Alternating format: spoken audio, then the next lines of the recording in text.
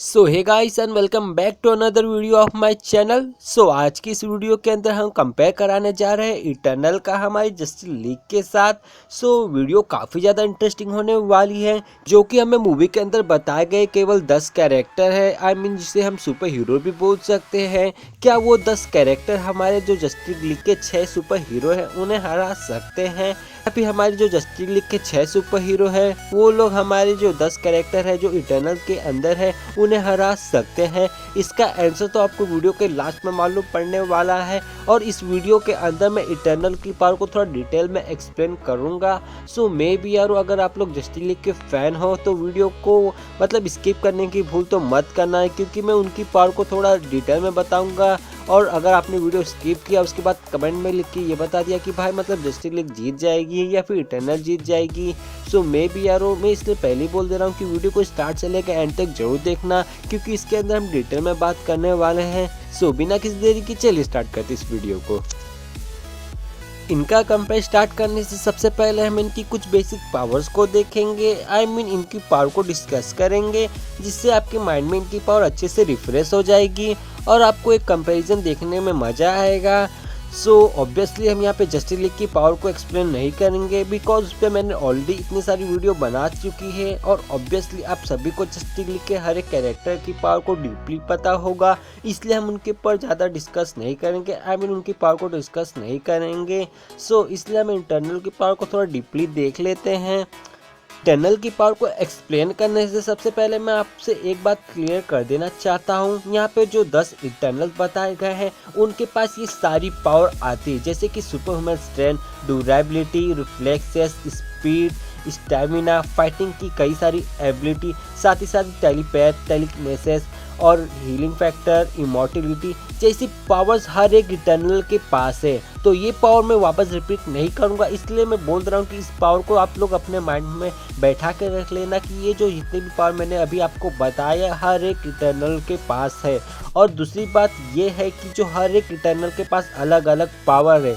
I mean वैसे उनके पास बहुत सारी पावर है, बट वो केवल अपनी एक पावर पे फोकस किए हैं और उन पावर पे वो बहुत तरीके से कंट्रोल पा गए। आई मीन उन्होंने अपनी केवल एक ऐसी पावर को पकड़ा जिसमें वो इतने ज़्यादा माहिर बन जाएंगे कि वो बाकी कोई उनसे अच्छा उस पावर का यूज़ करना नहीं जानता। अब 10 के पास 10 अलग अलग पावर है जिस पे उन्होंने फोकस किया है।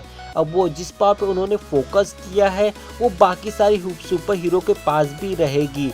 या आई मीन जैसे 10 सुपर हीरो है उनके पास अलग अलग पावर है, तो 10 सुपर हीरो की पावर जैसे कोई एक है तो उसके अंदर जो बचे हुए 9 है उसकी सारी पावर है, बट उसने किसी एक पावर पे फोकस किया है तो उसमें वो ज़्यादा अच्छा रहेगा, और बची हुई इसकी 9 पावर वो उसके लिए एवरेज रहेगी। तो इसलिए कमेंट में ये मत लिख के बता देना कि इसके पास ये पावर नहीं है, उसके पास वो पावर नहीं है। इसलिए मैं बोल दे रहा हूँ कि इस बात को ध्यान रखना, एक सुपर हीरो के पास बचे हुए 9 इटर्नल की पावर है। आई मीन एक इटर्नल के पास जो बचे हुए 9 इटर्नल हैं उनकी सारी पावर्स है, बट क्या है कि उनकी जो 9 पावर है वो एवरेज में है, जो उसकी मेन पावर है तो वो उस पर ज़्यादा फोकस किया है। सो अब इनकी पावर को थोड़ा एक्सप्लेन कर देता हूँ।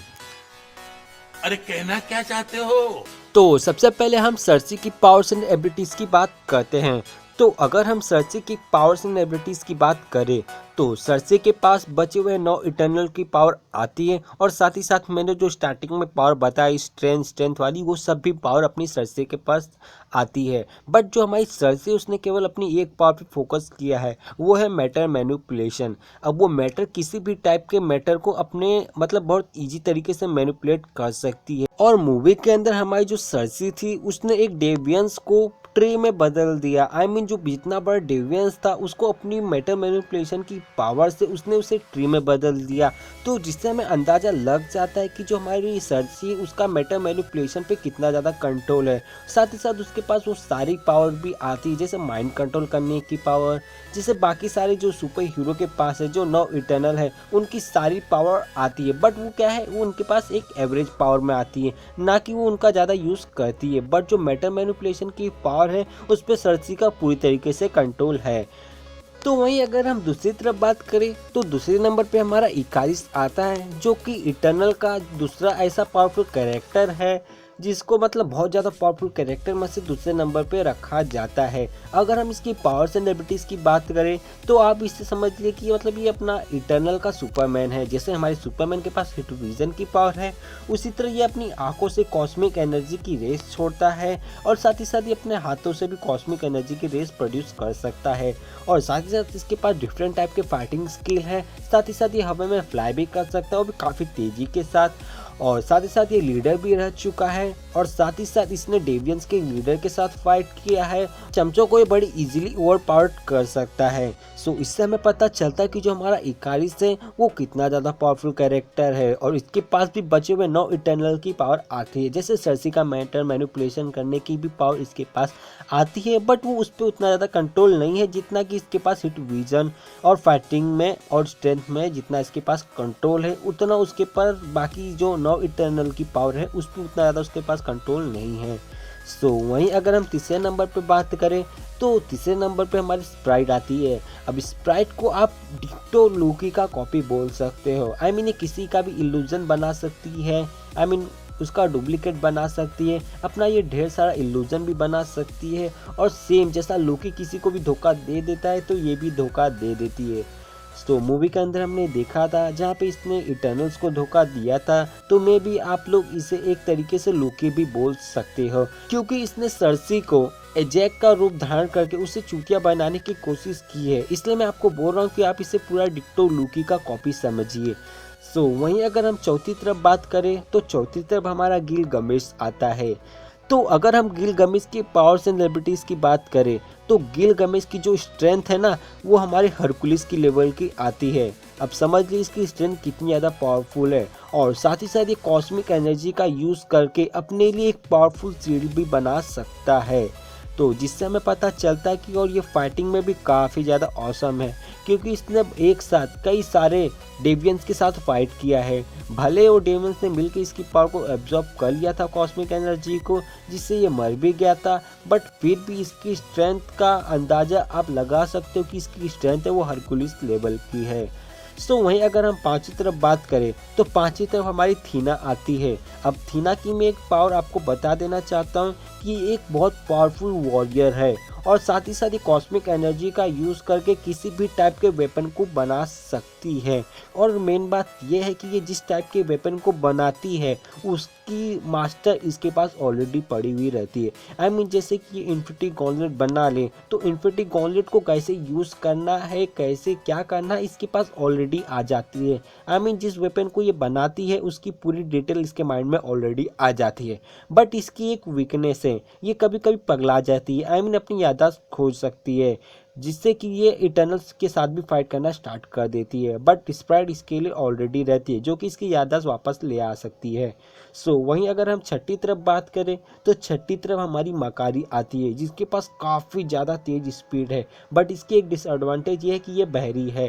आई मीन इसे इशारे से बताना पड़ता है कि इसे क्या करना है। बट अगर हम इसकी स्पीड की बात करें तो मूवी के अंदर हमें इसकी एग्जैक्टली स्पीड नहीं बताएगी कि इसकी स्पीड कितनी है। मूवी के अंदर हमने देखा था जहाँ पे जब इसको सर्सी बोलती कि जो भी लोकेशन है उसका पता करो, तो उसने पूरे अर्थ का चक्कर लगाया था। अब वो कितने समय में, कितने सेकंड में, कितने मिनट में लगाया था ये नहीं बताया गया। बट फिर भी बात करें अगर इसकी स्पीड की तो इसने पानी के ऊपर भी तेज़ी से दौड़ा था। तो मे भी अगर हम बोले इसकी स्पीड की तो ये लाइट के आसपास आती है। अब पूरी तरीके से मैं कंफर्म नहीं हूँ कि इसकी स्पीड लाइट को क्रॉस करती है या फिर लाइट कितनी आती है या फिर लाइट से कम है, बट फिर भी मैं इसको लाइट के आसपास मान रहा हूँ इसकी स्पीड को। तो वहीं अगर सातवीं तरफ बात करें तो सातवीं तरफ अपना बॉलीवुड का किंग किंगो आता है। तो अगर हम किंगो की पावर्स एंड एबिलिटीज की बात करें तो किंगो की पावर को ज़्यादा हमें मूवी के अंदर डीपली नहीं बताया गया, बट इतना बताया गया कि ये अपने हैंड से गन शूट कर सकता है, वो भी कॉस्मिक एनर्जी, ना कि जो बंदूक की गोली होती वो नहीं शूट करता है, अपने हाथों से ये कॉस्मिक एनर्जी को शूट कर सकता है। अब इससे ये आप लोग इसका अंदाज़ा नहीं लगा लो कि इसके पास बचे हुए 9 इटर्नल की पावर नहीं आती है। इसके पास बाकी सारे जो 9 इटर्नल है उनकी सारी पावर आती है, बट फिर भी हमें मूवीज़ के अंदर इसकी ज़्यादा पावर नहीं बताई गई है और ना इसके पर ज़्यादा हमें फोकस किया गया है। बट मे भी ये तो मेरी ओपिनियन की बात कर रहा हूँ, आपकी ओपिनियन का आप देख लेना। सो वहीं अगर हम आठवीं तरफ बात करें तो आठवीं तरफ हमारा डूरिक आता है। तो अगर हम डूरिक की पावर्स एंड एबिलिटीज़ की बात करें तो डोरी की जो मेन पावर है वो है माइंड कंट्रोल करने की पावर। ये किसी के भी माइंड को कंट्रोल कर सकता है, साथ ही साथ ये एक साथ कई सारे लोगों के माइंड को भी कंट्रोल कर सकता है। मूवी के अंदर हमने देखा था जहाँ पे इसने दो देशों के बीच चल रहे वॉर को अपनी माइंड कंट्रोल करने की पावर से ख़त्म कर दिया था। सो भी अगर हम इसके माइंड कंट्रोल करने की पावर को देखें तो उसके ऊपर इसका पूरी तरीके से कंट्रोल है। आई मीन ये किसी के भी माइंड को कंट्रोल कर सकता है, क्योंकि इसने माइंड कंट्रोल करने की पावर पर ज़्यादा फोकस किया है, जिसमें इससे 100% उसके ऊपर कंट्रोल रहता है। तो नौवीं तरफ बात करें तो नौवीं तरफ हमारा फास्टो आता है। तो अगर हम फास्टो की पावर से सेलिब्रिटीज़ की बात करें तो इसकी जो मेन पावर है वो है टेक्नोलॉजी। ये कॉस्मिक एनर्जी से ऐसी ऐसी टेक्नोलॉजी बना सकता है जिससे कि ये बाकी सारे इटर्नल को, बाकी 9 इटर्नल की पावर भी शेयर कर सकता है। आई मीन बाकी सारे इटर्नल को पावर भी शेयर कर सकता है, जिसे हमने मूवी के अंदर देखा था।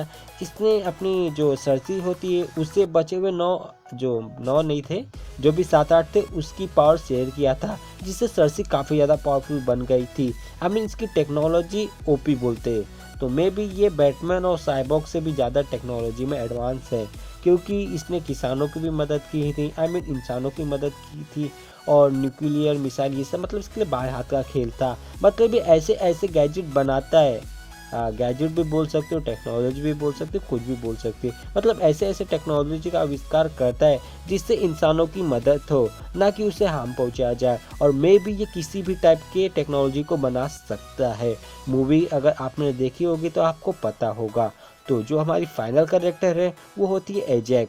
तो अगर हम एजैक की पावर एंड एबिलिटीज की बात करें तो इसकी जो मेन पावर है ये हील करने की पावर प्रोड्यूस करती है। आई मीन ये हील कर सकती है, और साथ ही साथ केवल ये अकेली है जो कि सेलेस्टियल से बात कर सकती है। अब हालांकि इसकी सारी पावर हमारी सर्सी के पास आ गई है, बट फिर भी ये पहली ऐसी एजैक थी कि जो सेलेस्टियल से बात कर सकती थी।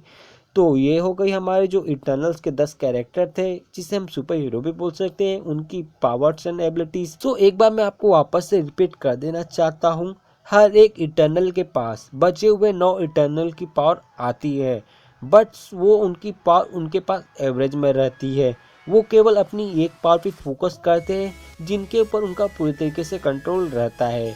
सो में भी अब बढ़ते कंक्लूजन की तरफ, जिसका आपको बेसब्री से इंतजार था कि कौन होगा इस फाइट का विनर, जस्टिस लीग, इटर्नल्स। ये तो आपको कंक्लूजन में पता चलेगा, सो वीडियो के साथ बने रहिए। सो अगर हम कंक्लूजन की बात करें तो आप सभी के मन में सिर्फ एक ही क्वेश्चन होगा कि कौन होगा इस फाइट का विनर, जस्टिस लीग या इटर्नल। जो जस्टिस लीग के फैन होंगे, आई मीन जो डीसी के फैन होंगे, वो तो जस्टिस लीग को वोट करेंगे चाहे वो इटर्नल कितने भी ज़्यादा पावरफुल हो, और जो इटर्नल के फैन होंगे वो इटर्नल को वोट करेंगे चाहे जस्टिस लीग कितने ज़्यादा पावरफुल हो। इसलिए हम इधर सादा मतलब न्याय करेंगे कि कौन होगा इस फाइट का विनर। तो अगर हम देखा जाए जस्टिस लीग की बात करें तो जस्टिस लीग को स्ट्रेंथ का एडवांटेज होगा, जो कि सुपरमैन, वंडर वुमन और अपना एक्वामैन है।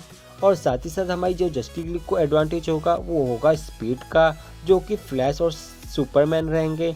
और साथ ही साथ उनके पास वॉरियर भी अच्छे खासे हैं, जो कि हमारी वंडर वुमन और अपना एक्वामैन आता है। अब सुपरमैन को मैं इसलिए नहीं रखा हूँ क्योंकि अपना सुपरमैन की बात ही अलग है। तो वही बात करें अगर इनके पास टेक्नोलॉजी में, तो इनके पास टेक्नोलॉजी में भी साइबॉर्ग और अपना बैटमैन आता है। सो इनके पास काफ़ी ज़्यादा एडवांटेज है इस फाइट को जीतने के लिए। बट अगर बात करें हमारे इटर्नल्स की तो उनके पास भी स्ट्रेंथ में हमारा इकारिस और अपना जो कि ओपी बोलते हैं, क्या बोलना में, गिलगमेश, जो कि हरकुलिस की लेवल की स्ट्रेंथ रखता है। तो स्ट्रेंथ के मामले में अपनी इटर्नल्स भी कम नहीं है।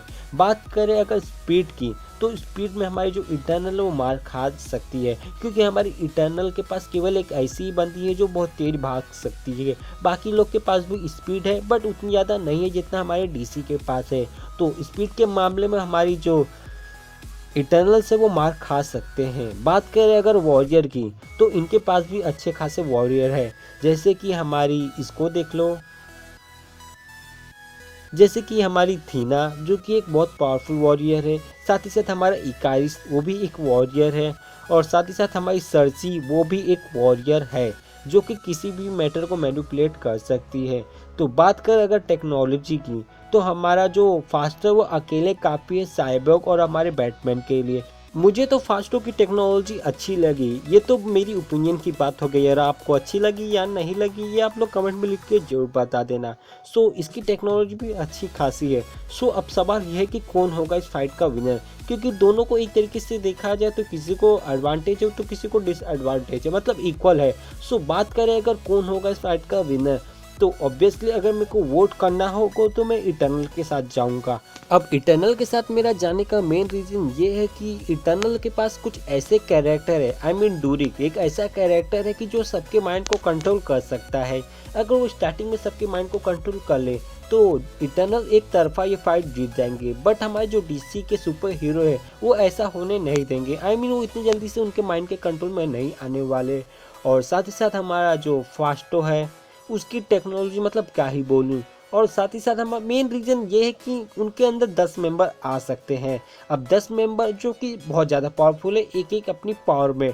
और डीसी के कैरेक्टर वो भी काफ़ी ज़्यादा पावरफुल है, वो भी अच्छी खासी टक्कर दे देंगे। बट मे बी अगर देखा जाए यहाँ पे मेरा ओपिनियन तो मे बी मैं इटर्नल के साथ जाऊँगा। तो ये बात हो गई मेरी ओपिनियन की। आपका ओपिनियन क्या है आप लोग कमेंट में लिख के जरूर बता देना। सो अगर आपको वीडियो अच्छी लगी तो लाइक कर देना, चैनल पे पहली बार आए हो तो सब्सक्राइब कर देना और अपने फ्रेंड लोग के साथ शेयर जरूर कर देना। सो अगर आपके माइंड में ऐसी अमेजिंग टॉपिक है तो कमेंट में लिख के जरूर बता देना। सो मिलते हैं अब आपको नेक्स्ट वीडियो में, तब तक के लिए बाय बाय।